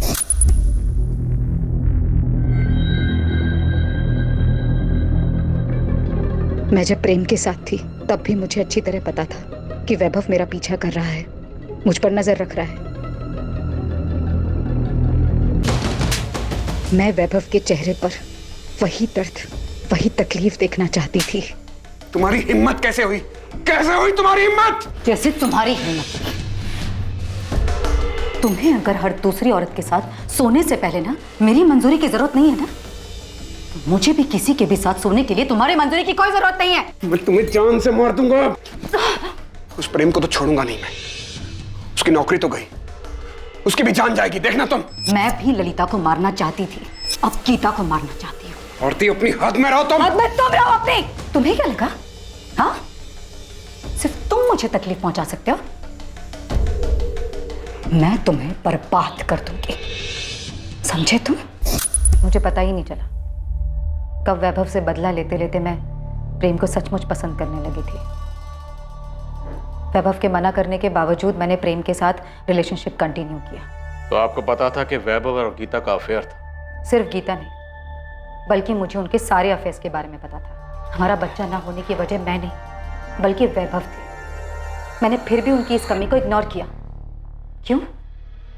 क्योंकि मैं उनसे प्यार करती थी, एक खुशहाल जिंदगी चाहती थी। मैंने उन्हें नहीं मारा है, और ये सब कुछ जो कॉल रिकॉर्ड्स और मोबाइल लोकेशन आप लोग मुझे दिखा रहे हैं, ये सब कुछ प्रेम ने मुझे फंसाने के लिए किया है। हाँ, हमारी बात होती थी, लेकिन उस बातचीत में कोई प्लानिंग नहीं थी, बल्कि हम आपस की बातें करते थे। लेकिन मुझे ये नहीं पता था कि प्रेम के दिमाग में ये सब चल रहा है। वो एक दिन किसी के साथ मिलकर मुझे फंसाने की कोशिश कर रहा है और यहाँ लाकर खड़ा कर देगा जहाँ पर आपको उसकी सारी बातें सच्ची लगेंगी। ये अदालत आरती जोशी, प्रेम मिश्रा, प्रकाश वर्मा और कमलेश जायसवाल को वैभव जोशी को अगवा करने की साजिश और उसके कत्ल के लिए दोषी पाती है। ये अदालत आरती जोशी को उनके पति वैभव जोशी के कत्ल और किडनैपिंग के जुर्म में 10 साल की सजा सुनाती है। आरती बहुत चालाक औरत थी। भले ही उसने आपके सामने या कोर्ट में अपना जुर्म कबूल नहीं किया, पर आपकी बनाई हुई चार्जशीट के आधार पे ही तो कोर्ट में उसे सजा हुई थी। तो क्या हम गलत थे? हो क्या गया सर आपको? आप क्यों अचानक आरती के बुने जाल में फंस रहे हैं? आरती का मर्डर हो चुका है। अगर ये जाल आरती ने बुना था तो फिर आरती को किसने मारा? उसे उसके किए की सजा मिली है सर, और कुछ नहीं। वैसे आप क्यों उसे बेगुनाह साबित करने पे तुले? वो मुझे सारा इल्जाम अपने सर लेने के लिए कह रही थी। जब हमें यहाँ से निकाला गया अपने वकील से मिलने के लिए, तब आरती मुझसे मिली थी। प्रेम, मेरे पास टाइम बहुत कम है, प्लीज मेरी बात सुनो। कितनी कमीनी निकली तुम। मेरे वकील ने सब बताया मुझे कि तुम और तुम्हारे वकील सब मुझ पे थोपने वाले। देखो आरती, अगर मैं डूबा ना तो तुम्हें भी साथ लेके डूबूंगा। प्रेम, मेरी बात तो सुनो। मेरे पास एक आइडिया है। नहीं चाहिए तुम्हारा कोई आइडिया वाइडिया। देखो, हम जैसा चाहते थे ठीक वैसे ही हो रहा है। वैभव भी मर चुका है, बस हमें एक गेम खेलना है, उसके बाद हम दोनों बच जाएंगे। उस दिन कहाँ गया था तुम्हारा ये हम दोनों? जब पुलिस के सामने चिल्ला चिल्ला कर कह रही थी कि वैभव को मैंने किडनैप किया है, मैंने मारा है, तुम्हारा इसमें कोई हाथ नहीं है। जिंदगी बर्बाद करती तुमने मेरी। मैंने कोई जिंदगी बर्बाद नहीं की प्रेम। एक बार ठंडे दिमाग से सोच कर देखो, अगर हम दोनों जेल में रहेंगे तो किसी काम के नहीं रहेंगे। वाह, तो अब तुम ये चाहती हो कि मैं जेल जाऊं और तुम बाहर मजे करो? देखो, मेरे पास बहुत पैसा है। अगर तुम कोर्ट में ये गवाही देते हो सबके सामने कि तुम्हें नौकरी से निकाल देने पर गुस्से में आकर तुमने ये सब कुछ किया है, और इस जंजाल से मुझे अगर बाहर निकाल। ये जंजाल तुम्हारा फैलाया हुआ है। प्रेम, एक बार सोच कर देखो, हम अपनी जिंदगी नए सिरे से शुरू कर सकते हैं। इनकम की टेंशन नहीं है। वैभव की क्लास अब मेरी है। तुमने रिलेशनशिप के लिए इतना कुछ किया, अब मेरी छोटी सी बात भी नहीं मानोगे? नहीं, कभी नहीं। अगर मैं जेल गया तो तुम भी बाहर नहीं घूम सकती। और हाँ, एक मर्डर करने के लिए जो सजा मिलती है ना, दूसरे के लिए भी वही सजा मिलेगी। क्योंकि तुमने मेरे साथ जो किया है, उसके बाद अगर मैं तुम्हारा खून भी कर दूं तो मुझे कोई दुख नहीं होगा। मैं कभी सोच भी नहीं सकता था कि तुम इतनी कमीनी निकलोगे। आरती बहुत पहुंची हुई चीज थी। उसने अपने पति का मर्डर प्लान किया और मुझे भी उसका हिस्सा बना लिया, और मैं बेवकूफ उसके जाल में फंस भी गया। तुम्हारी बेल तो पहले भी ना होती, अब आरती के मर्डर के बाद तो और नहीं होगी, इसलिए कहानियां बनाना बंद कर। अब आपको मेरा सच भी कहानी लग रहा है तो ठीक है, अब आपको मुझसे कुछ नहीं मिलने वाला। और हाँ, अगर आपको लगता है कि मैं यहां जेल में बैठ करके वहां आरती का मर्डर करवा दिया तो यही सही, क्योंकि अब मुझे कोई फर्क नहीं पड़ता है। बल्कि मुझे तो इस बात की खुशी है कि वो कमीनी मर गई। अब इतना बताया तो ये भी बता दो कि तुमने वैभव जोशी को मारा और आरती को फंसाया। अगर ऐसा है भी तो क्या? आरती को वैभव मर्डर केस में सजा हो चुकी थी और अब तो आरती भी मर चुकी है। प्रेम मिश्रा, वैभव के मर्डर और आरती के मर्डर का मास्टरमाइंड आरती का भाई मोहन ठाकुर है। उसने तुमसे प्रॉमिस किया है कि वो तुम्हें पैसे देगा और जेल से बाहर निकालेगा। कमाल कर दिया सर आपने। ये सवाल आपको 2 साल पहले पूछना चाहिए था ना। उस वक्त ये एंगल हमारी नजर से छूट गया था। बोलो, क्या मोहन ने फंसाया था आरती को? ये बात सच है सर। मोहन सर नहीं चाहते थे कि आरती फिर से क्लासेस ज्वाइन करे। मोहन ने कोचिंग सेंटर पूरी तरह अपने कब्जे में ले लिया? पता नहीं सर, पर मैंने एक बार मोहन सर को बात करते हुए सुना था, तब मुझे भी उनकी बात सही लगी थी। तुम्हें समझ में नहीं आ रहा है कि हमारे इंस्टीट्यूट के लिए कितना बुरा है ये? भले तुम बेल पर बाहर हो, मगर दुनिया ये नहीं बोलेगी कि तुम्हें कन्विक्टेड मुजरिम हो। भैया, आपको भी यही लगता है? मुझे क्या लगता है क्या नहीं लगता उससे कोई फर्क नहीं पड़ता है। दुनिया को तो यही लगे ना, एक लड़की जिसने अपने पति को मार दिया वही ये क्लासेस चला रही है। आरती, ये एक इंस्टीट्यूट है, दिस इज बिजनेस। आप अच्छी तरह से जानते हैं कि मुझे फंसाया गया था। मेरी भी एक लाइफ है। हाँ, लाइफ है, मगर कानूनी तरीके से जेल के अंदर। बस भैया, ये क्लास मेरी है और वैभव के बाद उनके शेयर भी मेरे हैं, और आपका शेयर सिर्फ 25% है। सो प्लीज, मुझे ये बताने का आपके पास कोई हक नहीं है कि मैं क्या कर सकती हूँ और क्या नहीं।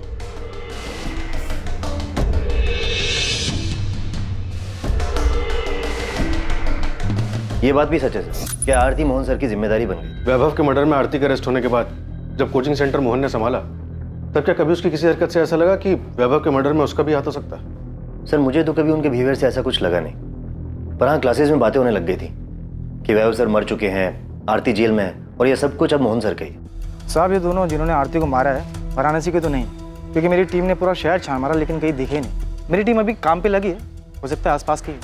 साहब, मुझे ऐसा लगता है कि आपको आरती के भाई मोहन ठाकुर पे फोकस करना चाहिए। ना तो हमें वैभव जोशी के कॉल रिकॉर्ड से कुछ मिला और ना ही मोहन ठाकुर। आरती के कॉल रिकॉर्ड से भी ऐसा कुछ नहीं मिला जिससे हमें कोई लीड मिल सके। साहब, आरती के बेल के पीछे मोहन ठाकुर की साजिश है, इसका तो कोई प्रूफ नहीं है, लेकिन हाँ, उसके पड़ोसी से बात की तो पता चला कि मोहन और उसकी बीवी आरती के साथ में रहने से खुश नहीं थे। वो तो क्लासेस के लालच में उनको मजबूरी में अपने साथ में रख रहे थे। आपने जब आरती को अरेस्ट किया, वो टाइम हमारे लिए बहुत अच्छा नहीं था। हमारा एक बच्चा है जो अभी क्लास 7 में आया है। आप खुद ही बोली, हर जगह आरती की खबर छप रही थी, तो बच्चे पर क्या असर हुआ होगा। तो अगर आरती के अरेस्ट होने से आपको इतनी परेशानी हुई, तो जब आरती जमानत पर बाहर आई तब तो आपको और भी दिक्कत हुई होगी। आप जैसा समझे सर, लेकिन आरती जैसी जिद्दी लड़की मैंने आज तक नहीं देखी। घर पर रहने तक तो ठीक था, लेकिन वो क्लासेस में प्रॉब्लम क्रिएट करने लगी। उसे समझ ही नहीं आ रहा था कि उसके क्रिमिनल रिकॉर्ड की वजह से क्लासेस पे क्या असर पड़ेगा। एक काम करते, आपके 25% शेयर की आने वाले 5 साल की जो इनकम बनती है ना, वो मैं आपको पे कर देती हूँ, ठीक है? आरती, इतना आसान नहीं है ये। शेयर दोगी तुम? 2 साल 2 साल जब तुम पर तुम्हारे पति के मर्डर का केस चल रहा था ना, और फिर तुम्हें सजा हुई, तो यही थे जिन्होंने क्लासेस संभाली थी। ये बात बार बार बोलकर आप मुझे क्या जताना चाहती हैं? आप दोनों ने मिलकर बहुत बड़ा महान काम किया है मुझ पर। वो क्लासेस मैं और मेरे पति मिलकर चला रहे थे। वही पति जिसका तूने खून कर दिया। एक नंबर का घटिया और एहसान फरामोश इंसान था वो। बुरा मत मानो, तुम भी ना कुछ कम नहीं हो। आरती, तुम्हें पता भी है तुम्हारे यहाँ रहने से हमें क्या क्या सुनना पड़ता है? उस वक्त भी लोगों ने हमें न जाने क्या क्या कहा था। वाह, आपको तो सब याद है, लेकिन ये याद नहीं होगा कि पति का मर्डर करने वाली उसी औरत की क्लासेस की कमाई पर आप ऐश कर रही हो। लेकिन हाँ, मेरे यहाँ रहने और क्लासेस ज्वाइन करने से आप लोगों की जिंदगी तबाह हो जाएगी। तुम्हें यहाँ पर रहने से कौन मना कर रहा है? तुम रहो ना यहाँ पर, तुम्हारा ही घर है। हम बस इतना चाहते हैं कि तुम क्लासेस से दूर रहो। हमने आरती को कितना समझा, लेकिन उसने हमारी एक नहीं सुनी। क्लासेस जाना छोड़ा नहीं उसने। और आपके पति मोहन ठाकुर? मेरे पति आरती के बड़े भाई, क्लासेस शुरू करने में उन्होंने ही उसकी हेल्प की थी, जिसके बदले मोहन को कोचिंग के प्रॉफिट में शेयर मिलता है। हाँ, तो ये उनका हक बनता है, लेकिन मेरे पति लालची इंसान नहीं है कि क्लासेस के लिए अपने जीजा और बहन का मर्डर करवा देंगे। सुषमा जी, हम यहाँ सिर्फ आरती के मर्डर की बात कर रहे हैं। आपके पति ने वैभव जोशी का मर्डर किया या नहीं किया, ये तो हमने पूछा ही नहीं। ये तो आप खुद कह रही। हाँ, वो तो मैंने यूं ही बोल दिया। हो सकता है ये लोग तुम्हें भी सवाल जवाब के लिए बुलाएंगे, मगर बिल्कुल आराम से शांति से जवाब देना। बोल दिया क्योंकि आप उन पर इल्जाम लगाए जा रहे हैं। इल्जाम तो हमने लगाए नहीं सुषमा। क्या वैभव जोशी का मर्डर आपके पति मोहन ठाकुर ने करवाया, और अब आरती का मर्डर भी उन्होंने करवाया? नहीं सर, ऐसा कुछ भी नहीं है।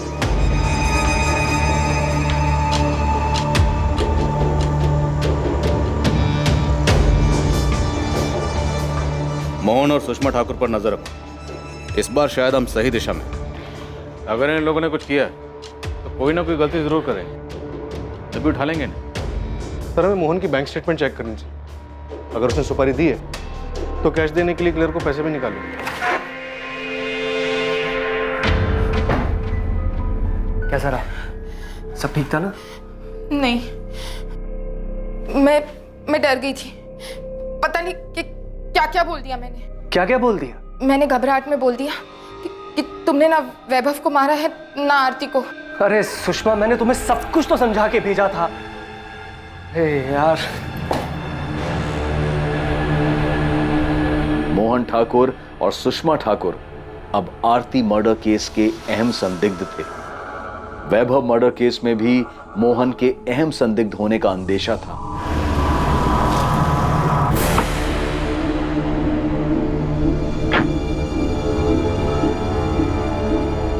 प्रेम मिश्रा से भी लगातार अलग अलग तरीके से पूछताछ की गई, इस उम्मीद में कि शायद प्रेम से कोई लीड मिल पाए जिससे वैभव और आरती मर्डर केस में मोहन की भागीदारी का पता चल सके। सर, मोहन ठाकुर के पर्सनल अकाउंट से या एवी सेंटर के बैंक अकाउंट से पिछले 3 महीने में कोई भी बड़ी रकम नहीं निकली। पेमेंट की नहीं गई होगी, करने वाला होगा। सर, सुपारी किलर इतने दिनों तक पैसों का इंतजार नहीं करते, कुछ ना कुछ एडवांस तो दिया होगा। पुलिस मकसद और दिशा खोजने की कोशिश कर रही थी, तभी उनके पास एक फोन आया जो आरती मर्डर केस में उन्हें एक क्लू देने वाला था। हेलो, आपको कभी पता नहीं चलेगा कि आरती जोशी की सुपारी किसने दी थी। जानता हूं। तो ये बता के तूने फोन क्यों किया? ये कंफर्म करने के लिए कि हमें कुछ पता चला है या नहीं चला? ये बताने के लिए कि तुम लोग कातिल के बहुत करीब होकर भी बहुत दूर हो, उस तक इतनी आसानी से नहीं पहुंच पाओगे जैसे वैभव जोशी मर्डर केस में नहीं पहुंच पाए थे।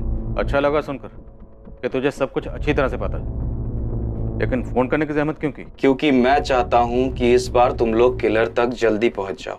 बता हमें क्या करना चाहिए? फिर क्लू दे। सिर्फ क्लू नहीं, मैं तुम्हें मर्डर करने वाले का नाम दे रहा हूं, प्रेम मिश्रा।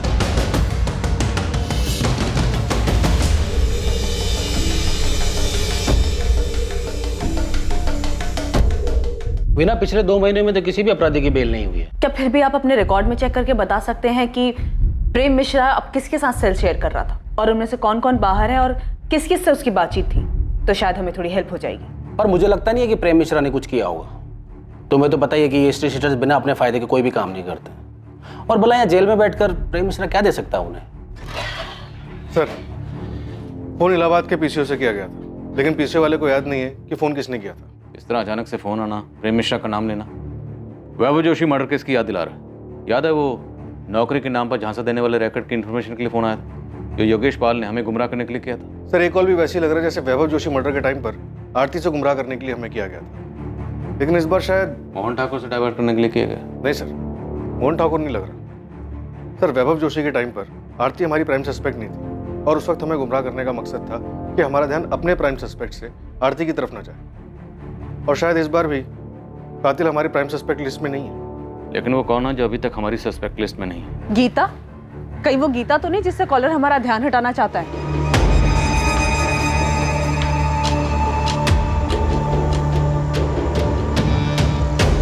गीता ने वैभव के मर्डर का बदला लेने के लिए आरती का मर्डर कर दिया। सर, गीता और वैभव अफेयर में थे। वो शायद शादी करने वाले थे, लेकिन उसके पहले ही वैभव का मर्डर हो गया। तो जब आरती को बेल मिली तो गीता ने अपना बदला लेने के लिए उसका मर्डर करवा दिया होगा। आरती को बेल किस ग्राउंड पर मिली थी? हेल्थ ग्राउंड पर सर। उसे अर्थराइटिस था। दिसंबर 2018 में आरती को जेल हुई थी। उसके भाई मोहन ने जनवरी 2019 से बेल के लिए ट्राई करना शुरू किया। आरती को फाइनली बेल मार्च 2019 में मिली।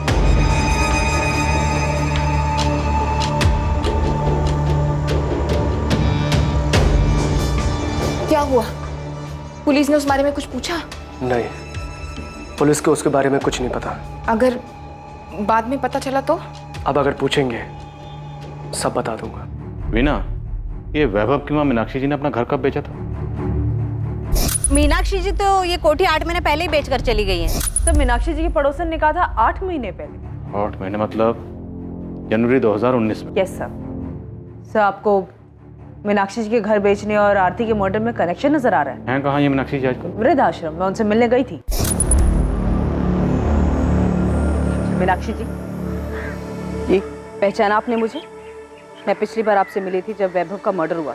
आपकी बहू आरती का मर्डर हो गया है। मैं आज तक समझ नहीं पाई, जब आपस में बन नहीं रही थी, एक दूसरे की कोई बात मंजूर नहीं थी, तो अलग हो जाते। मारने का क्या मतलब था? उनको देख के लगा कि उनकी जीने की इच्छा ही खत्म हो गई। क्या आपको उनको पे शक हो रहा है? देखो, कंफर्म नहीं है, इत्तेफाक भी हो सकता है। आरती को सजा हुई दिसंबर में। जनवरी को आरती के भाई ने उसकी बेल के लिए अप्लाई किया और जनवरी में ही मीनाक्षी जी ने अपना मकान बेचा और वृद्धाश्रम में शिफ्ट हो गए।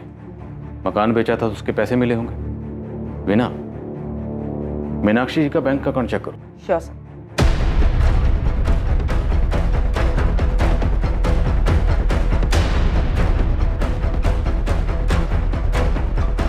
उस्मान, मीनाक्षी जोशी के कॉल रिकॉर्ड्स नहीं है क्योंकि वो फोन यूज ही नहीं करती। सर, बिना फोन के कोई कॉन्टैक्ट प्लेयर को सुपारी कैसे देगा? हम मीनाक्षी जोशी के दामाद किशोर और बेटी पार्वती के कॉल रिकॉर्ड्स देख रहे हैं। उनके दामाद का कहना है कि वो और वैभव पहले दोस्त थे, बाद में रिश्तेदार बने। हम दोनों एक दूसरे के बहुत करीब थे। मैं तो वैभव को तब से जानता था जब हमारा रिश्ता बना भी नहीं था। लेकिन ये पार्वती और किशोर तो मीनाक्षी को देखने तक नहीं जाते। तुम दोनों पर नजर रख, कभी कभी तीर अंधेरे में भी निशाने पर लग जाता।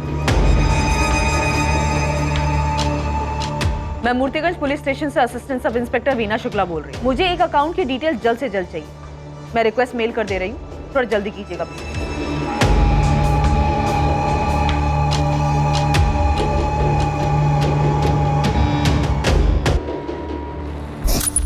भैया, ये क्या है? क्या है? पैसे निकाले? हाँ, 2 लाख किस लिए? तो तुम मुझसे हिसाब मांगोगी अब? बिल्कुल, क्योंकि आपने ये पैसे अपना शेयर लेने के बाद निकाले। राहुल का एक अच्छे स्कूल में एडमिशन करवाना था। 2 लाख रुपए चाहिए थे एडवांस फीस के लिए। मेरे प्रॉफिट शेयर में से कट कर लेना। हाँ, तो आपको बताना चाहिए था ना मुझे। तुम कहना क्या चाहती हो? मैंने चीटिंग की है? मैं ये नहीं कह रही हूँ भैया, मैं सिर्फ इतना कह रही हूँ कि आपने ये पैसे निकाले और मुझे नहीं बताया।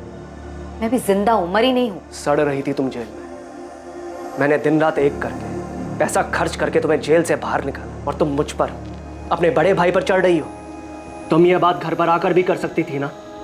वहाँ क्लासरूम में करने की क्या जरूरत थी? और अगर तुम भूल गई हो तो मैं याद दिला दूं कि तुम्हारे भैया ने भी क्लास में पैसे लगाए। भाभी, वैसे भी ना भैया का बिजनेस ठप पड़ा हुआ, तो ये सारे खर्चे जो चल रहे हैं ना, वो क्लासेस के पैसों से ही चल रहे हैं। तो ज्यादा एहसान जताने की जरूरत नहीं है मुझ पर।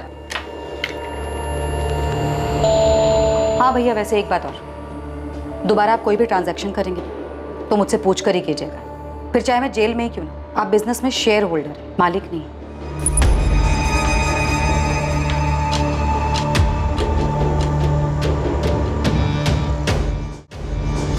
जिस अंधी गली में इन्वेस्टिगेशन दाखिल हुई थी, उसी अंधी गली से आरती जोशी मर्डर केस का आखिर में रास्ता खुलने वाला था। पुलिस ने अंधेरे में जो तीर चलाया था, वो तीर आरती मर्डर केस में निशाने पर लगा था लेकिन इस सफलता से पहले एक उससे भी बड़ी सफलता इस केस में सामने आने वाली थी। हाँ उस्मान बोल, पार्वती और किशोर का कुछ पता चला? सर वहाँ कुछ मिले या ना मिले, यहाँ 2 पंटर मिले, ये वसीम बेग और बिलाल कुरैशी। कौन है ये दोनों? मैडम ने आप लोग को बुलाया है।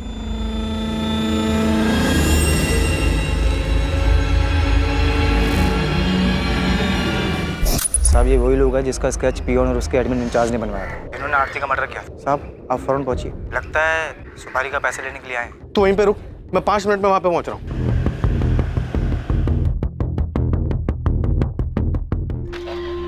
सर, आपका शक सही था, काफी घुमाकर प्लानिंग की गई। मीनाक्षी जोशी के अकाउंट से पैसे दिए गए? नहीं सर, लेकिन घर बेचने के बाद की कहानी कुछ और है जो हमसे छुपाई गई। हमसे चूक हो गई सर, हमने सिर्फ मोहन का अकाउंट चेक किया, लेकिन घर बेचने के बाद मीनाक्षी जी को 55 लाख रुपए मिले, जिसमें से 40 लाख रुपए उन्होंने पार्वती के अकाउंट में ट्रांसफर किए। ये किशोर और पार्वती तो कुछ और ही कहानी सुना के गए थे। उन्होंने तो कहा था कि मीनाक्षी जी ने घर बेचने के बाद उन्हें कुछ नहीं दिया। हमसे झूठ बोल रहे थे वो दोनों। घर बेच दिया, सारा पैसा अपने पास रख लिया, मुझे एक फूटी कौड़ी तक नहीं दी। पार्वती और किशोर कुछ ज्यादा ही ओवर एक्टिंग कर गए। सर उनको तबीयत से तोड़ते सारी एक्टिंग निकल जाएगी। Sir 102 number.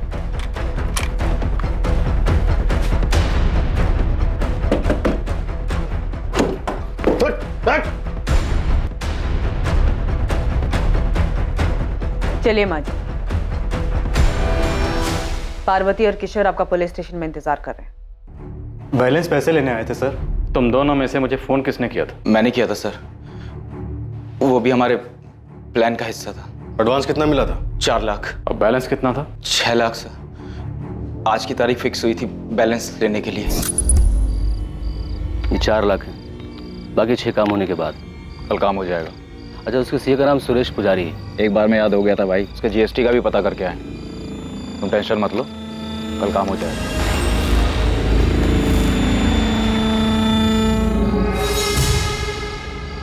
कल हो जाएगा माँ। कह दिया उसे कि उसे भी उतना ही दर्द होना चाहिए जितना मेरे बेटे को हुआ था। उसे दर्द होगा, वैभव से ज्यादा दर्द होगा उसे। आरती को मारने की प्लानिंग आपने जनवरी में शुरू कर दी थी। मैं पहले ही मारना चाहती थी, लेकिन जनवरी में पक्का कर लिया था। आज फिर कोर्ट में उसकी बेल की सुनवाई है माँ। बस उसे बेल जल्दी मिल जाए। देखिए, लगता तो इस बार जल्दी मिल जाएगी। आप यहाँ क्या कर रही हैं? आप क्या चाहती हैं आप? तुम तो शुरू से ही कहती रही कि तुमने वैभव को नहीं मारा। बस मैं ये जानना चाहती हूँ, सच क्या है? माँ, मुझे आपसे कुछ नहीं चाहिए, मैं आपके पास नहीं आऊंगी। जैसी तुम्हारी मर्जी। बस मैं तो ये जानना चाहती हूँ कि तुमने वैभव को मारा है। बोल बेटा, तुमने ही मारा है ना? हाँ, मैंने मारा वैभव को, क्योंकि वो अपने घटियापन और अपनी गंदी चीजों से बाज नहीं आ रहा था। 5 सालों में जो दर्द और जो तकलीफें उसने मुझे दी है, वही दर्द मैं उसे देना चाहती थी। हाँ, मैंने मारा है आपके बेटे को, क्योंकि मैं आपके बेटे से नहीं बल्कि प्रेम मिश्रा से प्यार करती हूँ। पर तूने मुझे पहले कभी कुछ बताया क्यों नहीं? मैं अपने बेटे से बात करती, वो तेरे रास्ते से हट जाता और तू अपनी जिंदगी जी लेती। मैं उसे छोड़ना नहीं चाहती थी, मारना चाहती थी। मैं ये घर बेच दूंगी और वृद्धाश्रम चली जाऊंगी, और वहां पे तुम दोनों में से कोई भी मुझे मिलने नहीं आएगा, और इस तरह किसी को मुझ पे भी शक नहीं होगा और तुम लोगों पे भी नहीं होगा। उन पैसों से मैं आरती को मरवाऊंगी।